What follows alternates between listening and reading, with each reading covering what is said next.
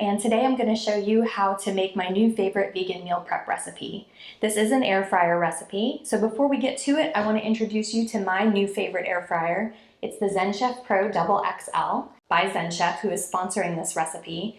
And y'all, this is my favorite air fryer that I've ever owned, and I have owned many different air fryers before landing on one that I truly like. It's nice and big, it's easy to clean, and my favorite feature of all is that it has a start and stop button. You might think that that's just a small thing, but for almost everything you're making in the air fryer, your cooking times are going to vary a little bit. Even with something like this that's very simple, you know, maybe your vegetable cutting is a little bit bigger or smaller than mine, you're going to need to vary that cooking time to accommodate because bigger pieces take longer to cook, smaller pieces cook more quickly, right?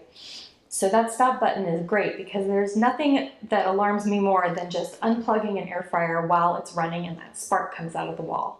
No thank you. Stop buttons all the way. So let's get to this recipe and talk first about the vegetables, sweet potatoes and Brussels sprouts.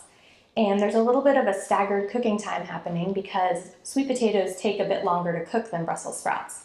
So you'll start with your diced sweet potatoes, spray a little oil, sprinkle a little garlic powder, and toss them in the air fryer for about 15 minutes. Once the sweet potatoes are done cooking, that's when you'll add your sliced Brussels sprouts.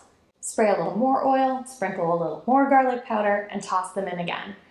Midway through the Brussels sprout cooking time, you're going to pull them out and add just a sprinkle of soy sauce. It adds a little bit of nice saltiness, and it also adds moisture so your veggies don't dry out because they are in the air fryer for quite a bit of time and not with a ton of oil to add moisture, so the soy sauce does that job. So that's the veggie portion of this meal prep. Let's talk about the grains a bit. As you can see, mine all have quinoa. These close ones have quinoa too. And that's because I had quinoa in my refrigerator. But you can use any grains that you like. If you have some leftover rice from takeout, you can put the rice in there. If you have leftover noodles, add the noodles or pasta to the meal prep. You could do different ones for different days.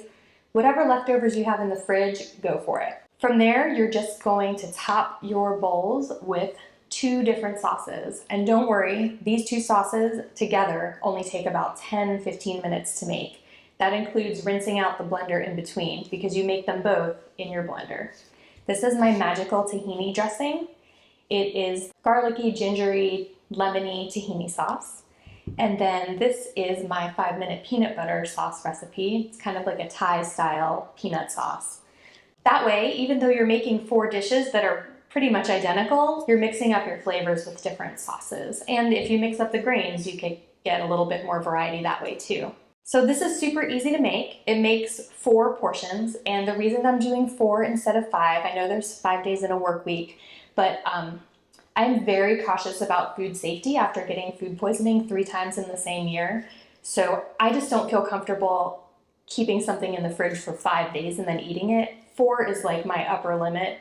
If you're feeling more cavalier about food safety, that's totally up to you. You can divide this into 5 containers, maybe bulk it out with something like some cashews or a little side salad to stretch it into 5 meals. You do you. So I think we've really covered everything you need to know about this recipe. Let's cook!